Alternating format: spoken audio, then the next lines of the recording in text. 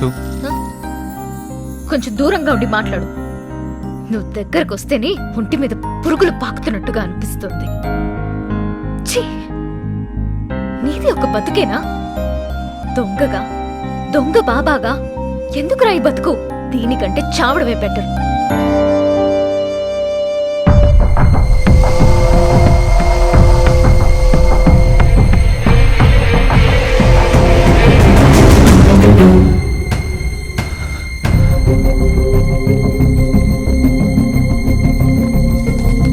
ఎందుకురా ఈ బతుకు?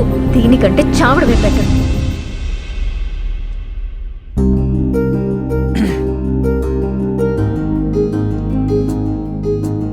నేను దొంగనే కానీ నిన్ను ప్రేమించింది మాత్రం నిజం. నువ్వు కలవకపోయింటే ఈ ప్రపంచంలో కష్టం మాత్రమే ఉండేదనుకునేవాడిని. డబ్బుంటే చాలు, అదొక్కటే నా ఆనందంగా ఉంచుతుంది అనుకున్నాను. కానీ నేను గుడిలో చూశాక దాని విషయమే మర్చిపోయాను.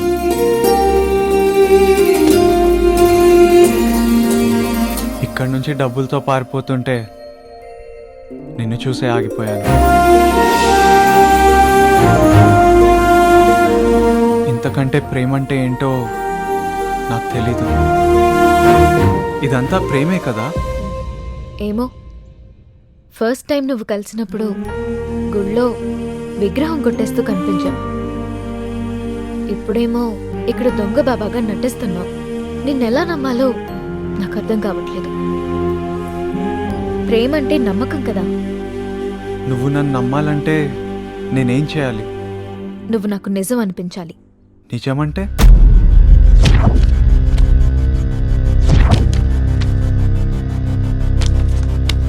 ఈ నిజాలు చాలు కృష్ణానంద స్వామి బ్రతుకు బయట పెట్టడానికి. మీరు పని చేయండి. రేపు శుక్రవారం ఈవినింగ్ 5 o'clock వాడు ప్రెస్ మీట్ పెట్టాడు. మీరు 4:30 ఆశ్రమానికి అన్ని ప్రూఫ్స్ తీసుకుని అక్కడికి వచ్చేయండి. ఆ రోజు బాబా ఒక్కడి గురించే కాదు, దేవుడి పేరుతో మోసం చేసే దొంగ బాబాలందరి గురించి జనం మాట్లాడుకోవాలి. ఆ తర్వాత ఎవడైనా నేను బాబా అని చెప్పుకోవాలంటే వసు తొందరగా రా, మన పైకి వెళ్ళాలి. ప్రెస్ మీట్ కి మనం ఎందుకు? అబ్బా, ఫస్ట్ టైం బాబా టీవీలో కనిపిస్తున్నారే, పదా. అమ్మా, నడు.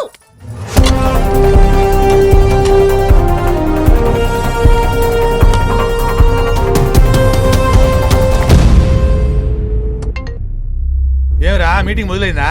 5 o'clock స్టార్ట్ అవుతుంది, మీరు బయలుదేరండి. 10 నిమిషాలు లేట్గా అవుతాలే. అంటే టైంకి వస్తే మినిస్టర్కి ఏం పని లేదనుకుంటారు కదా. సార్ చెప్పండి సార్. ఎక్కడ రోహిత్? కిందన్నాం సార్. మన వాళ్ళందరూ వచ్చారు సార్. గుడ్. 10 minutes లో పైకి వచ్చాడు. Okay sir. పోలీసులు వచ్చారా? ఇప్పుడే వచ్చారు సార్. వాడని 5:30 పైకి రా. Okay sir.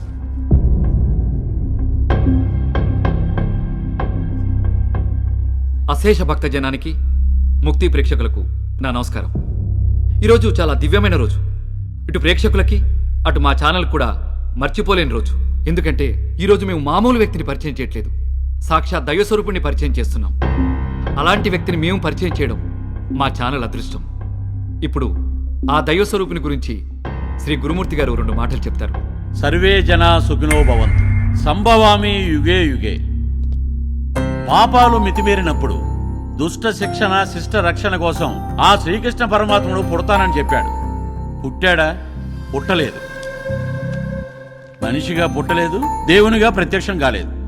కానీ మనిషికి దేవునికి మధ్యవర్తిగా ఈ కృష్ణానంద స్వామి ఆ ద్వారక నుంచి ఈ ద్వారకకు వచ్చారు. జై కృష్ణానంద స్వామీజీకి, జై కృష్ణానంద స్వామీజీకి.